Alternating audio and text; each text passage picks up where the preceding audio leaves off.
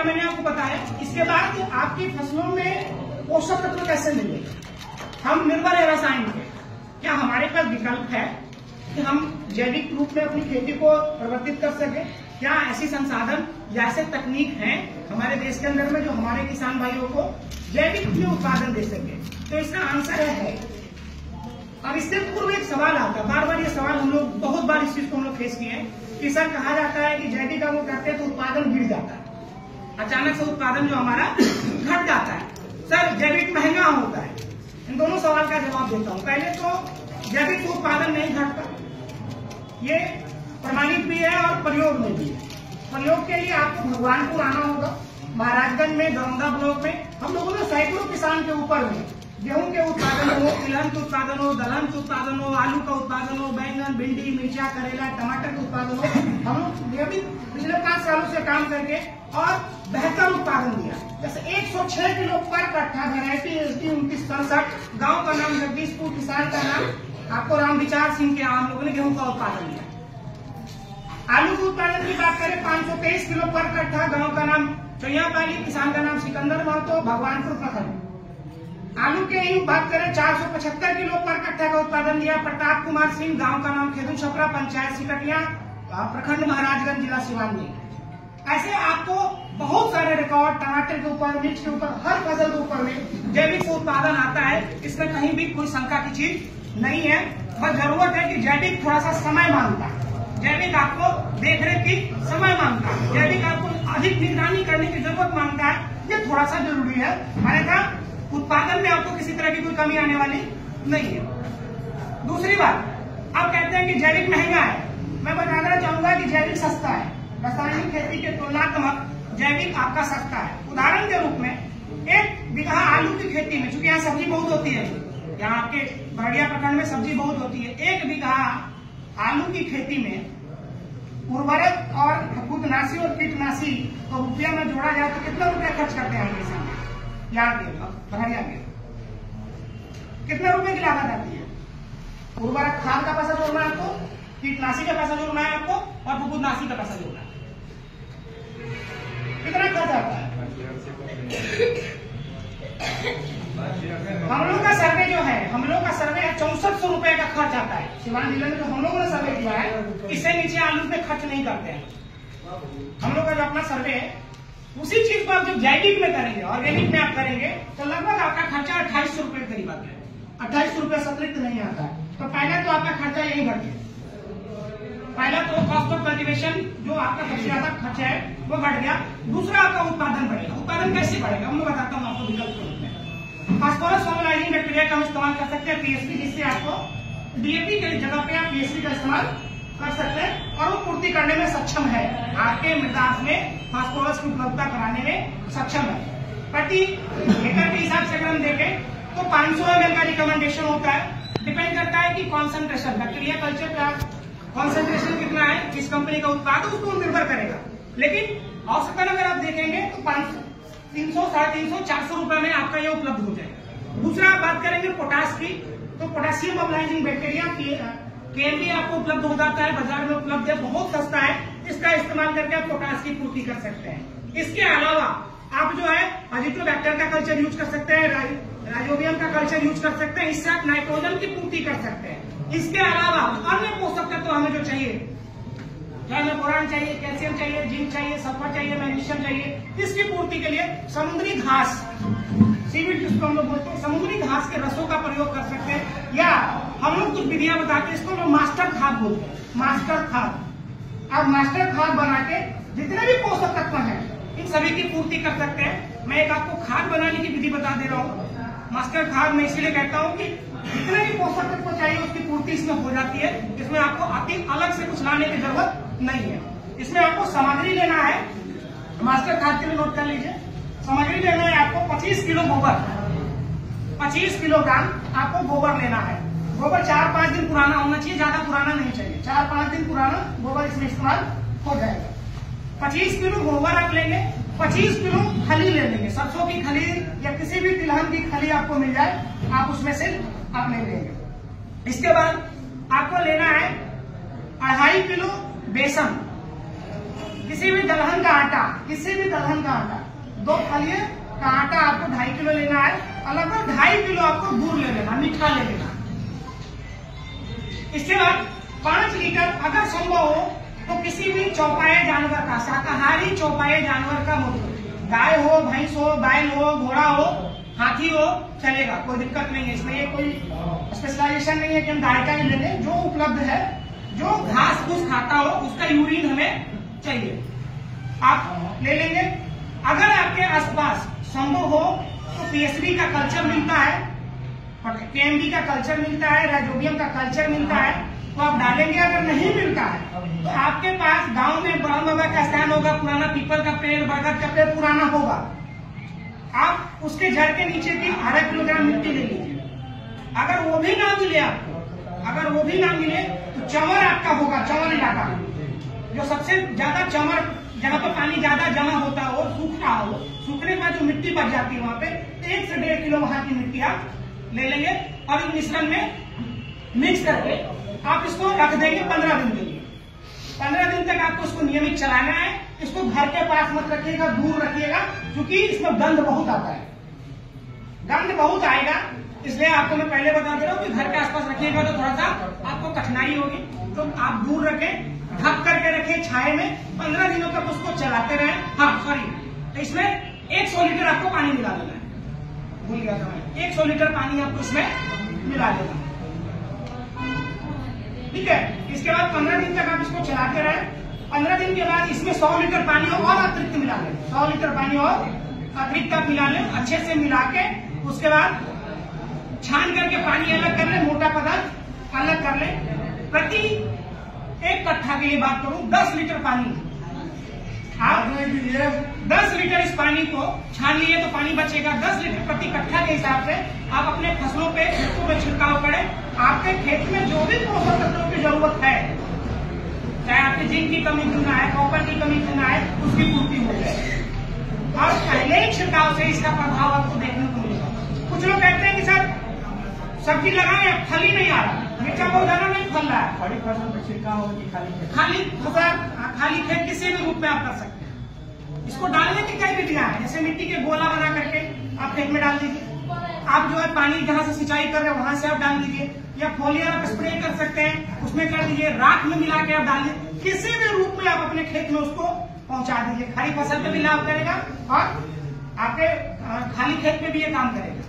आपके खेत के जो पोषक तत्वों की जरूरत है उसकी पूर्ति करने में ये सक्षम है। खास करके वैसे किसान जो सब्जी की खेती करते हैं, करेला, बैंगन, लौका, मिर्ची का खेती करते हैं और उत्पादन बढ़ाना चाहते हैं, उनके लिए रामबाण है। वो 2 लीटर प्रति टंकी के हिसाब से 2 लीटर पानी, दवा बनी है जो 2 लीटर प्रति टंकी के हिसाब से मिलाकर आप अपने खड़ी फसल यानी टमाटर, बैंगन, लौका, करेला, मिर्चा पे करते हैं तो आपके उत्पादन में लगभग 1.5 गुना का अंतर आ जाएगा। लगभग 2 लीटर प्रति टंकी के हिसाब से प्रति 15 लीटर पानी में 2 लीटर आप इसका इस्तेमाल करके आप अपने फसलों का उत्पादन बढ़ा सकते हैं, अपने खाद की पूर्ति कर सकते हैं। अब सवाल आएगा इसके बाद एक सवाल आएगा कि सर ठीक है खाद बना लिए, खरपतवार मार लिए, अब बीमारी लगेगा, कीड़ा लगेगा, उसका इलाज क्या है? उसके लिए क्या विकल्प है हमारे पास? उसके लिए तो फिर हमको क्लोरीफास डालना पड़ेगा, इमिडाक्लोप्रिड डालना पड़ेगा, तरह तरह के रसायनों का प्रयोग हमें करना पड़ेगा। क्या इसका विकल्प है हमारे पास? तो इसका भी विकल्प आपके पास है, बहुत आसानी से बनने वाला, बहुत आसान वीडियो में उपलब्ध हो जाने वाला, आपके घरों के आसपास आपको ये चीजें मिल जाने वाली है। मैं आपको एक मास्टर कीटनाशी बता देता हूँ। मास्टर कीटनाशी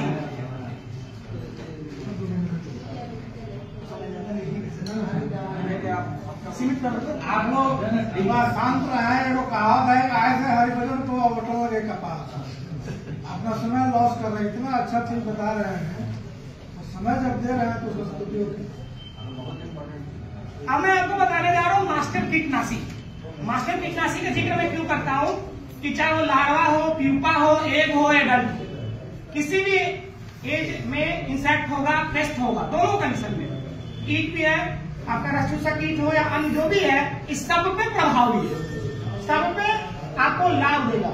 और आपका जो सबसे ज्यादा पैसा जा रहा है, अभी हालिया शोध में अभी जस्ट हम लोग एक WHO का रिपोर्ट लास्ट मंथ में स्टडी की, उस रिपोर्ट के हिसाब से क्रोमियम नामक एक एलिमेंट या तत्व कहिए, कंपाउंड कहिए, हमारे बॉडी में मिल रहा है और उसका ट्रेस सबसे ज्यादा मिला 2 फसलों से। एक मिला आपको बैंगन की फसल से, बैंगन जो हम लोग खा रहे हैं, कंज्यूम कर रहे हैं। दूसरा मिला हमें टमाटर की फसल से। जब इसके ऊपर डीप स्टडी की गई है तो ये चीज सामने आया कि इसका एक ही कारण है कि हम अपने फसलों पे रासायनिक जो कीटनाशी का इस्तेमाल कर रहे हैं वो ज्यादा कर रहे हैं। अब एक्चुअली 1 दशक में बात करें तो 2 गुना हुआ है, पिछले 1 दशक में 2 गुना। 1 लीटर कर रहे थे, अभी 2 लीटर कर रहे हैं। इसका प्रभाव हमें देखने को मिला। और यही नहीं है, मैं तो आप सभी से कहूंगा, चूंकि आप इस जिले से हैं और हमारे यहाँ पटना बहुत दूर नहीं है। पटना में एक संस्थान है, महावीर पेंशन संस्थान, वहां एक दिन जरूर जाइए अगर जीवन को सही में जानना है। खास करके किसान भाई, वाकई उनको जानना है कि वो क्या कर रहे हैं, वो कितने लोगों की जान ले रहे हैं, तो एक बार वहां जरूर जाइए और वहां जाकर के 10 वहां के मरीजों से मिलिए और उनसे पूछिए कि इनको कैसे कैंसर हुआ है। क्या कैंसर खाने से हुआ है, क्या कैंसर उनको शराब पीने से हुआ है, तंबाकू खाने से हुआ है या अन्य कारणों से हुआ। आपको जान करके आश्चर्य होगा, 10 में 6 केस वैसे हैं जो किसी तरीके के नशा के आदि नहीं है। अब जाइए वहां जाकर के प्रैक्टिकल देखिए लोगों को, दर्द समझ में आता है जब वहां जाता है आदमी और महसूस करता है कि जो नियमित हम टॉक्सिक फूड लेते हैं। एक हालिया रिपोर्ट मैंने भी एक आर्टिकल पब्लिश किया, 1 किलो गेहूं का आटा हमारे यहाँ बनता है। 1 किलो गेहूं में हानिकारक रसायनों की मैं बात करूं तो 37 ग्राम ऐसे हानिकारक रसायन जो हमारे जान ले सकते हो उपलब्ध है। 37 ग्राम अवेलेबिलिटी है। 1 किलो आलू के अंदर में, अभी सबसे बड़ा देखिए, मैं मिस कर रहा था इस चीज को, आलू हमारे बच्चे का सबसे प्रिय भोजन है। आलू की सब्जी और हम सब का लगभग लोग आलू किसी न किसी रूप में खा ही लेते हैं, चाहे समोसा के रूप में खा ले या अन्य रूप में खा ले। 1 किलो आलू के अंदर में 147 ग्राम टॉक्सिक एलिमेंट पाए जा रहे हैं। 147 ग्राम इन पर केजी पोटैटो। अब सोचिए, हमें महाभारत की पूतना की जरूरत नहीं है, क्योंकि हमारी माएँ पूतना हो गई हैं, वो थाली में परोस के बच्चे को खिला रही है। और हमें वो शक्तिमान का वो क्या तमराज फिल्मिस की जरूरत नहीं है, तो हर किसी को बैक्टीरिया से मार रहा है। ये दोनों हमारे ही बीच है, हमारी माएँ, हमारी बहनें, हमारे भाई और हमारे पिताएं। अगर अभी नहीं चेते तो जो पहले रिपोर्ट आ चुकी है, WHO तो पहले चिल्ला चिल्ला के बोल ही रहा है, 2016 से चिल्ला चिल्ला के बोल रहा है कि अगर हम नहीं सुधरे तो 2035 तक हमारे देश की जमीन जो है लगभग 60% कृषि योग्य नहीं बचेगी। और दूसरा, हर 10 में से 6 आदमी हानिकारक असाध्य रोगों का शिकार होगा। ये रिपोर्ट आ चुका है और इसका आपको ठप्पा लगा के अभी छत्तीसगढ़ गवर्नमेंट ने अपने यहाँ डिक्लेयर कर दिया, ऑफिशियल डिक्लेरेंस है कि उसकी 83% जमीनें जो है वो क्षारीयता के शिकार हो गई है, कृषि योग्य नहीं है। कृषि लागत वहां 3 गुना बढ़ा है। अभी जस्ट पिछले महीने रिपोर्ट आया, हमारे चेयरमैन डॉक्टर आशीष श्रीवास्तव, डॉक्टर रमेश चंद्र श्रीवास्तव, पूर्व कुलपति doctor Rajendra Prasad central agriculture university हमारे संस्थान के चेयरमैन है, उन्होंने इस पर अपना मंतव्य और आर्टिकल भी दिया कि ये जागने की सबसे ज्यादा जरूरत है। इसलिए नहीं कि सरकारी अधिकारी का है, इसलिए नहीं कि सब्सिडी मिल रहा है, इसलिए कि हमको जीना है। हमारा बचवा जिए, आपका बचवा जिए। सोचिए, आपका उम्र कितना हुआ बाबा? आपका उम्र कितना हुआ? 60 साल। आप मुझे उम्मीद करते हैं कि ये 10-15 किलोमीटर साइकिल चला लेंगे, हमें इसमें डाउट नहीं है। लेकिन इसमें बहुत सारे लोग हैं कि 5 किलोमीटर साइकिल चलाने में पसीना आ जाए। और जरा देखिए, मैं अपने घर में देखता हूँ कि मेरे बाबा, मैं आप ही के जिले में रहने वाला हूँ, बाहर का नहीं हूँ, मेरी स्टडी भले पटना से हुई है तो हूँ यही काम है। तो मेरे बाबा मरे लगभग 110 साल की उम्र में। मेरे बड़े पिताजी की जो डेथ हुई वो 85 साल में हुई। दूसरे वाले बड़े पिताजी की जो डेथ हुई वो 73 के आसपास में हुआ। मेरे पिताजी इसके बाद है। और मैं जिस तरीके से उम्र अपने और परिवारों में घटनाओं को मैं देख रहा हूँ, बड़ी माँ को देखा मैंने, दादियों को देखा, बगल में देखा, मैं नोटिस कर रहा हूँ, मुझे भरोसा है कि अभी मेरा 32 साल उम्र है, मैं दावे के साथ कह सकता हूँ कि 50-55 मुश्किल से जाऊंगा। जिस हिसाब से डिजीज और बीमारियां हैं, जिस हिसाब से चीजें हैं, ये कारण क्या है? एक बात बताइए मुझे, इसमें कितने लोग हैं खराब खाना खाते हैं? सड़ा गला खाना कितने लोग खाने वाले हैं? कितने लोग हैं जो गंदी की जगह पे सोते हैं? कितने लोग हैं कि बीमार मरीज को गले लगाते हैं? कोई है गंदा कपड़ा पहनने वाला? कोई है इसमें ले जाकर गलत जगह सांस लेता हो? भाई जिससे हमारे शरीर को नुकसान होता है वो हम कर ही नहीं रहे, फिर भी बीमार पड़ रहे। कारण एक ही है कि सुबह शाम दोपहर रात हम नियमित रूप में जहर जो है चम्मच चम्मच चम्मच चम्मच हम शरीर में ले रहे हैं। और वो चम्मच चम्मच हमें शुरुआत में बीपी देता है, फिर गैस देता है, फिर बवासीर देता है, फिर बीमारियां देता है, फिर हार्ट की बीमारी देता है। और अभी हाल में एसपीजीआई लखनऊ ने रिपोर्ट जारी किया कि जो नवविवाहिता हैं, खास करके उनका जन्म, जिनका जन्म 2003 के बाद हुआ और जो विवाहिता हैं, उनमें गर्भधारण क्षमता सामान्य से बहुत नीचे जा चुकी है। बालिपन सामान्य भाषा में कहता हूँ। मिसकैरेजेस के केस इतने बड़े हैं, आप अपने आसपास के छोटे डॉक्टर से उनको आके आपको जानकारी होगी कि कहाँ तक प्रभाव पड़ा है। इसका एकमात्र कारण हमारा अत्यधिक रसायनों का प्रयोग है। और इससे हमें इसलिए नहीं बचना है कि उसकी जरूरत है, क्योंकि कुछ किसान कहते हैं सर हम अपने खाने के लिए जैविक उगा लेते हैं, बाकी को तो बेच देते हैं। खाए तो मरे, उसका वो क्या मतलब? बता दें ठीक है, आप बेच देते हैं, बाजार जाते हैं, बिस्किट खरीद के लाते हैं, खाते हैं, तो जो जहर आप भेजते हो वापस आ रहा है। आपका बेटा बेटी जाकर चाउमीन बर्गर पिज्जा खाता है, वापस आ रहा है। आपके घर में कोई त्योहार शादी ब्याह होता है, वापस आ रहा है। और कुछ नहीं, आप का लड़की जाके दूसरे जगह पे नौकरी कर रहा है और वहाँ अनाज सब्जी फल खरीद के खाना वापस आ रहा है। तो इससे बचने की जरूरत नहीं है। जीवन चक्र में वो चक्र जुड़ा हुआ है जो आपको नुकसान पहुंचा रहा है। तो आइए हम आगे चलते हैं और हम आपको बताते हैं मास्टर का कीटनाशी बनाने की विधि। आपको 40 से 50 कपूर ले लेना। कपूर मिल जाएगा, आसानी से मिल जाएगा। 40-50 कपूर आपको ले लेना है। 50 पीस लेना है। 50 ग्राम बहुत होगा। जितना अभी बोल रहे हैं बना हुआ है सर, बना हुआ पूरा बना हुआ है। हम लोग पिक्चर जनक पब्लिसिटी में हम लोग कर रहे हैं ऑलरेडी रेगुलर। इसमें वो एक कॉपी कम से कम 0 को हम लोग ठीक है। 50 ग्राम। हाँ 50 ग्राम कपूर ले लीजिए। लगभग 50 से 100 ग्राम लहसुन ले लीजिए। 50 से 100 ग्राम आपको लहसुन ले लेना है, आपको आसानी होगी। और आपके आसपास तंबाकू बेचने वाले होंगे, खैनी, उसका डंठल होगा, फेंक देता है किसान, मतलब बेचने वाला यूज नहीं करता है। 400 ग्राम से 300 ग्राम आप उसका डंठल ले आइए और इसको एक साथ मिला लीजिए सबको, और कोशिश करें कि चटनी बन जाए या किसी चीज पे हम पीस दे, अगर संभव हो तो, नहीं तो बारीक काट लीजिए और इसको 2 से 3 लीटर पानी में आप उबाल दीजिए। 400 ग्राम, आधा किलो, जितना ज्यादा रहेगा तो नुकसान उससे नहीं है। कोई भी इसमें कम ज्यादा होगा नुकसान नहीं है। आप इसको ले लीजिए। आप 2 से 3 लीटर पानी में इसको उबालें। उबालना कितना है? उबालना इतना है कि एक बार उबाल आ जाए, ये नहीं तो उसको उबाल कर कम कर देना, नहीं, इतना ही उबालना है कि उसमें एक बार उबाल आ जाए। उसके बाद उसको रख दीजिए ठंडा होने के लिए। 24 घंटा आप उसको छोड़ दीजिए। 24 घंटे के बाद छान करके मोटा अलग कर लीजिए और जो पानी बचता है प्रति लीटर पानी में आप 10 ml 5 ml ऐसा हम कहते हैं, लेकिन अभी बहुत ज्यादा आपको प्रभाव चाहिए, जल्दी चाहिए इफेक्ट, तो 10 ml प्रति लीटर पानी के हिसाब से छिड़काव करें।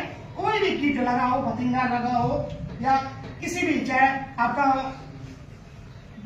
फूलगोभी में डीवीएम लगा हो, मतलब हरा वाला कीड़ा जो फूलगोभी छेद देता है, बैगन में फल छेदक लगा हो, उसमें इस्तेमाल कर दीजिए, या जमीन में दीमक लगा हो, जमीन में इस्तेमाल, किसी भी रूप में इसका प्रयोग करें, आपको बहुत अच्छा लाभ मिलेगा। 10 ml 1 लीटर पानी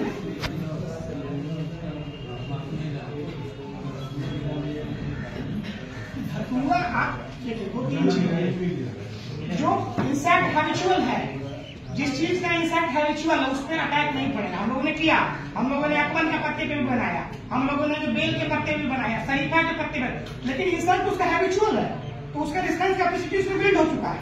टोबैको का जो रिस्टेंस कैपेसिटी बिल्ड नहीं हुआ है तो हम तभी उसको लेके चल सकते हैं। और यहाँ पे हम गार्लिक इसलिए दे रहे हैं ताकि एसिडिक कंटेंट उसमें इंक्रीज करें। एसिडिक कंसेंट्रेट जब इंक्रीज करेंगे तो ड्यूरिंग फोटोसिंथेसिस प्लांट के लीफ में भी उसकी अवेलेबिलिटी बढ़ेगी, जिससे एक रिसेंशन क्रिएट होगा कि इंसेक्ट वहां आता है तो लगेगा नहीं ये मेरा एरिया नहीं, हमको यहाँ नहीं रहना, जैसे फेनाइल का गन सामान्य रूप में, ठीक उसी तरीके से हम उस पर भी कर रहे हैं। तो आप इस मास्टर कीटनाशी का इस्तेमाल कर सकते हैं और इसको बढ़िया बनाना चाहते हैं, जो ये मिश्रण बन जाए, जितना ये मिश्रण आप बना रहे हैं उतना ही चौपाई जानवर के यूरिन में लगे। इसको और बढ़िया बनाने के लिए मैं बता दे रहा हूँ, हाईली कॉन्सेंट्रेटेड, बहुत तेज काम करने के लिए, गाय का, भैंस का, आपका बकरी का, घोड़े का, हाथी का, जिसका भी यूरिन मिल जाए, जितना ये बना 2 लीटर ये बना तो 2 लीटर वो उसका यूरिन ले लीजिए, मिला दीजिए, मिला कर रख दीजिए। इसकी खासियत बताता हूँ, ये भी जितना पुराना होगा, जितना पुराना होते जाएगा उतना ज्यादा काम अच्छा करेगा। कर सकते हैं, नीम का कर सकते हैं, बट नीम का अभी रिजल्ट नहीं आ रहा है। अभी हम लोग अंडा मर जाता है सर, नीम का अंडा तभी मरेगा जब, किसी भी कीट का अंडा तभी मरेगा जब उसमें जो डिहाइड्रेशन होगा, वो एक ही चीज कर सकता है, पोटेशियम फैटी एसिड ही कर सकता है। निर्जलीकृत जब तक नहीं होगा, कोई भी एक अपना ब्रेकडाउन नहीं करेगा, तो वो एक डिफरेंट प्रोसेस है। उसके लिए आपको अलग अलग कंटेंट से लेके गुजरना पड़ेगा, अलग अलग सॉल्यूशन से। उसका अगर मैं चर्चा करूंगा तो 1 घंटा कम से कम चलिए, तो मैं अभी आपको एक सिंपल सा प्रोसेस बता दिया, आसान सी विधि बता दी, जो आप आसानी से घर में बना सकते हैं और इसमें खर्चा नहीं है। अगर आप खर्चा देंगे तो कपूर का पैसा आपको जो लगेगा, कपूर का पैसा आपको लगेगा। अगर कपूर नहीं लेना चाहते हैं, उसका भी उपाय मैं बता देता हूँ। घर में नमक होगा, अभी जिक्र आपने किया इसलिए मैं उसको बता भी दे रहा हूँ। नमक ले लीजिए 100 ग्राम, उसको 1 लीटर पानी में उबालिए, कम से कम 25 मिनट तक। नमक 25 मिनट तक उसको उबालिए, आधा पानी लगभग वो बचेगा। पानी को छान करके अलग कर लीजिए और इस मिश्रण में मिलाइए, कपूर की जगह उसकी कुट्टी हो जाए। ये बॉडी को डिहाइड्रेट करेगा, इंसेक्ट एग्स पे पड़ेगा, इंसेक्ट एडल्ट बॉडी पे पड़ेगा तो डिहाइड्रेट करने निर्जलीकृत कर देगा। मतलब कहते हैं ना हमारे शरीर का पानी सूख जाना अचानक से, तो वो सेम प्रोसेस इसमें भी करेगा। तो इसका आपको लाभ बहुत तेजी से और तीव्र मिलेगा। आधा करना है। अगर कपूर नहीं डालने की इच्छा है तो, कपूर डालने की इच्छा नहीं है तो विकल्प के रूप में मैंने आपको बताया। तो अभी हमने आपको मास्टर खरपतवारनाशी बता दिया, मास्टर आपको कीटनाशी बता दिया, मास्टर खाद बता दिया। इसके अलावा किसी भी किसान को कोई भी समस्या हो रही है तो पहली चीज आपको मैं बताएं, दुकान पे मत जाइए। खाद की दुकान पे जाके कहते हैं बीमारी लगा है, इसका दवाई दे दीजिए, मत जाइए। उससे ज्यादा जरूरी है कि किसी विशेषज्ञ, किसी वैज्ञानिक के पास जाइए, हुआ क्या है वो जानिए। बिना जांच के इलाज मत करिए। उससे होता क्या है कि आपको दवाई एक बनाने के लिए मिलती है, 3 बिगड़ जाता है और फिर वो नियंत्रित नहीं हो पाता। तो जब आप किसी विशेषज्ञ की राय लेकर के एक्चुअल उसमें बीमारी क्या, तब आप अगर इस्तेमाल करेंगे तो आपको अत्यधिक लाभ मिलेगा, आपका खर्चा बचेगा और लाभ ज्यादा। तब आप कोई दवा लेते हैं, कोई तब रिकमेंडेशन लेते हैं तो आपके लिए ज्यादा लाभ इसमें मिलेगा। ठीक है, इसके लिए हम लोग की कोशिश है, हमारे यहाँ सुविधाएं उपलब्ध है। जैसे हम लोग कार्य शिविर चल रहा है निःशुल्क मिट्टी जांच का, 14 पैरामीटर हम लोग टेस्ट कर रहे हैं। 14 पैरामीटर हम लोग मिट्टी का टेस्ट कर रहे हैं। 14 टेस्ट एक सॉइल सैंपल का कर रहे हैं, निःशुल्क है। उसके लिए यही है कि आपको सैंपल हमारे यहाँ पहुंचाना पड़ेगा, बस यही है। जब आप सैंपल लेके जाएंगे, हम अगले दिन, मतलब यही नहीं है कि हम आपको 5 दिन रखेंगे। आज आप मिट्टी जमा करते हैं, अगले दिन आपको रिपोर्ट दे देंगे। 24 घंटे में हम लोग रिपोर्ट दे देंगे। हम लोगों ने जिला से भी 2000 सैंपल का लक्ष्य लिया है कि 2000 सैंपल हम लोग टेस्ट कर सके, ताकि ज्यादा से ज्यादा हम ऑथेंटिकेट कर पाए अपने एरिया को। 600 टेस्टों को मैंने पिछले खरीफ में किया और जिसमें 2-3 चीजें हमें देखने को मिली। बीमारियां बढ़ने का कारण भी बता दे रहा हूँ। एक तो देखने को मिला कि सबका पीएच लगभग जो है 8 के ऊपर है। दूसरा, कॉपर की डिफिशियंसी सबसे ज्यादा देखने को मिली। जिस पौधे में कॉपर की डिफिशियंसी होगी उसमें रोग प्रतिरोधक क्षमता कम हो जाएगी और फ्लावर्स में सबसे ज्यादा नुकसान होता है। सबसे ज्यादा नुकसान आपको फ्लावर्स में होगा। तो जब आप सॉइल टेस्टिंग कराएंगे तो एक रिकमेंडेशन आपको हमारे यहाँ से मिल जाएगा कि किस तरीके से क्या क्या करना है, क्या क्या आपको पद्धति अपनानी है खेती में, सिंचाई पद्धति क्या अपनानी है, जुताई के लिए क्या पद्धति अपनानी है, जो कम खर्च में आपकी लागत को घटाते, आपको उत्पादन को बढ़ाए और आपके लिए स्वस्थ पौधा दे सके। तो आप उसके लिए भी हमसे संपर्क कर सकते हैं। हमारा कार्यालय है हिलसर कॉलेज के पास में। मोबाइल नंबर, मेरा मोबाइल नंबर नोट कर लीजिए 6200